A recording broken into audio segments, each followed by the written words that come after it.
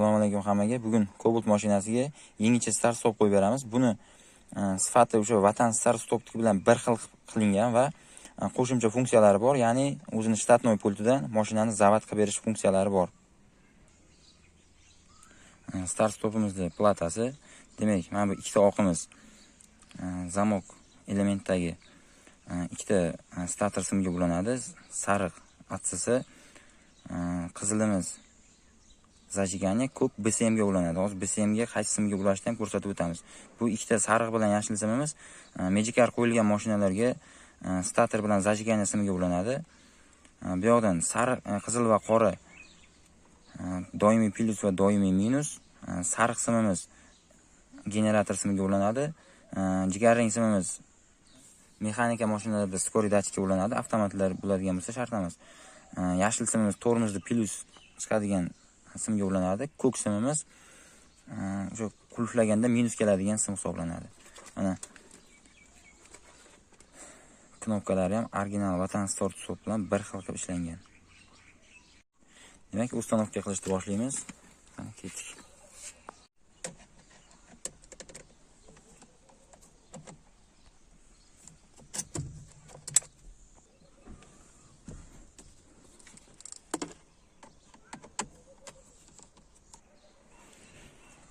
Rulni mana shu holatda plastmassasini oladigan bo'lsak, bizga osonroq chiqadi.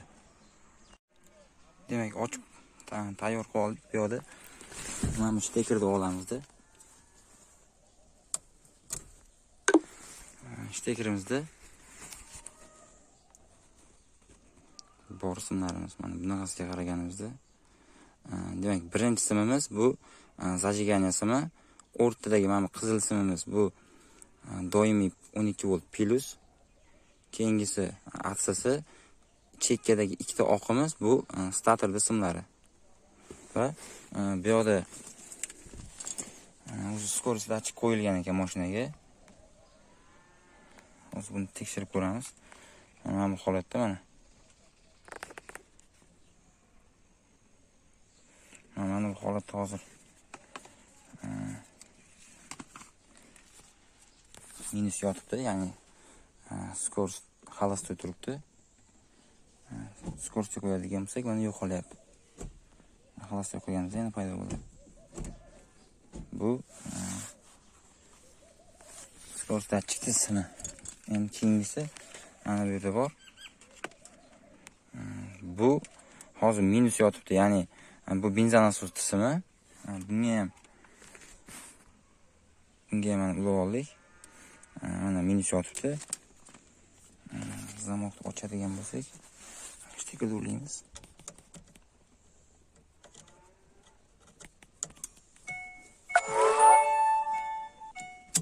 Mana benzin nasosga tok keldi, o'chadi. Zavod qilganimizda plus kelyapti bizga.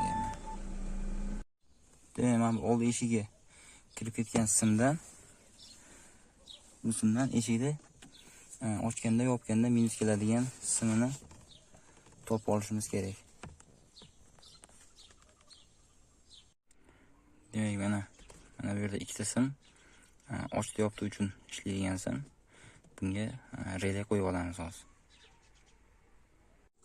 Demak, mana relayimizni qo'yib oldik. Mana relayga diod qo'yiladi, 86 oyog'iga plus o'tadigan qilib va mana tagi simga bo'linadi va relay faqat mana qulflaganda ishlaydi. Ochganimizda relay ishlamaydi. Xuddi shunday qilib relayni ustanovka qilib olamiz.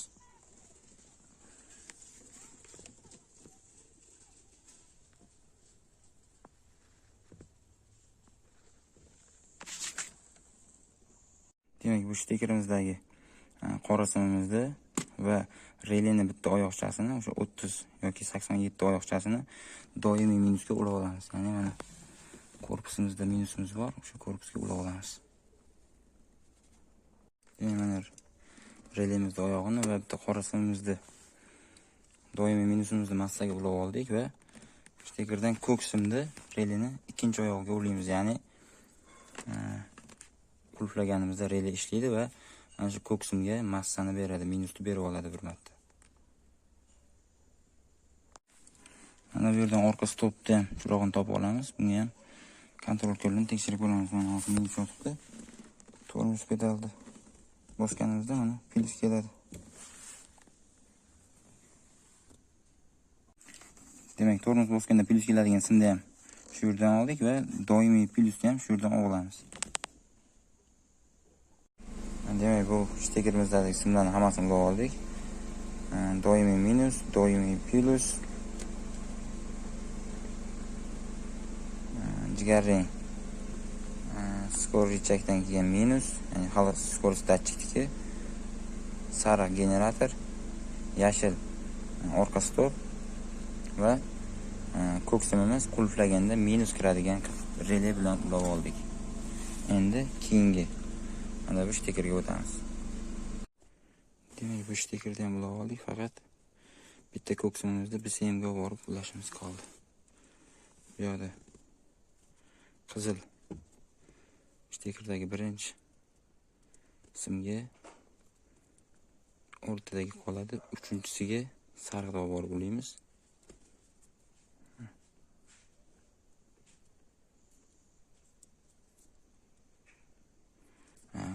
Yondagi ikkitagi oqqa ham oq simlarni olib borib ulaymiz. Bitta ko'k simni hozir BCMga borib ulab qo'yamiz endi.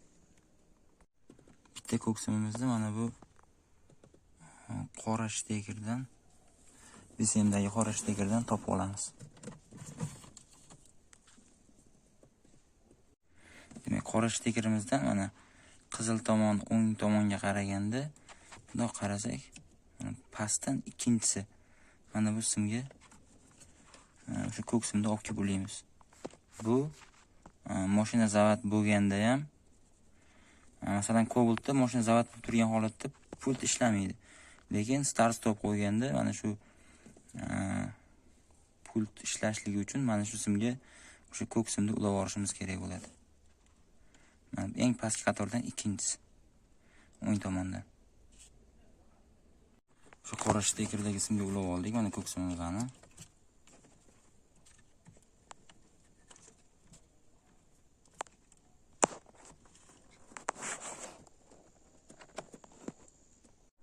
Mana simlarni akkuratni qilib o'rab ulab oldik.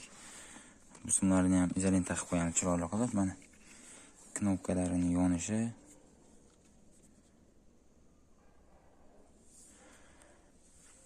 Endi sinab ko'ramiz. Mana tormozni bosamiz.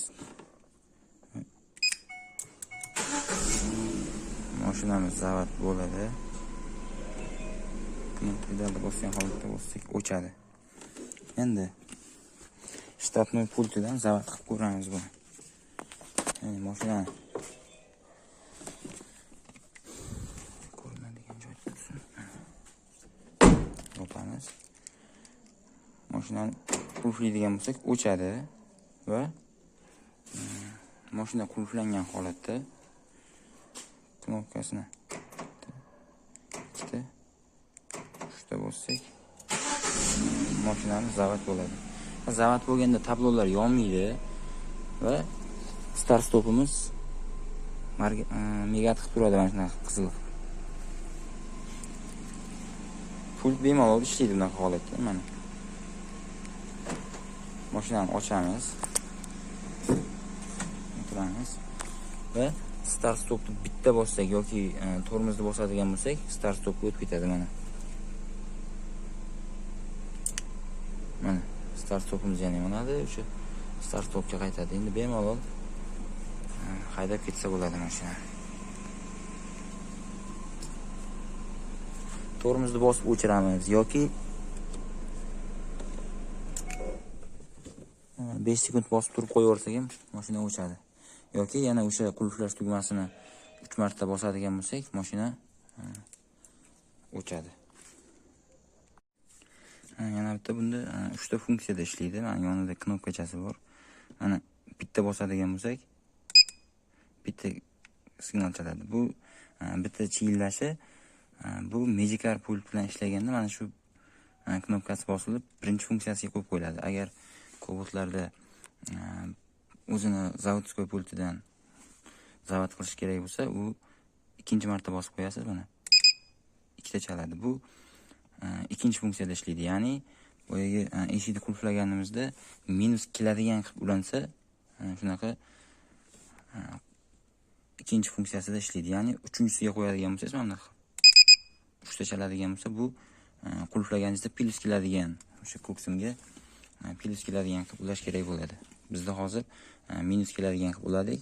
Ya'ni releni oyoqchasiga bittasiga doimiy minus berib qo'ydik, ikkinchisidan o'sha ko'ksimga signal beradigan qilindi. O'shaning uchun bu ikkinchi funksiyada turish kerak. Mana shu funksiyada bu zavod qilish kerak. Mana mashinani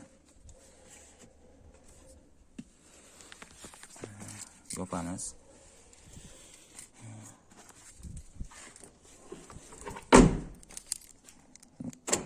Qo'yganimizda o'chadi. 3 marta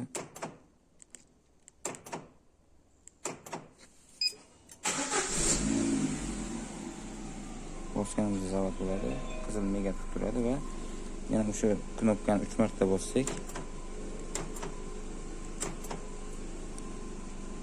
mashinamiz o'chadi.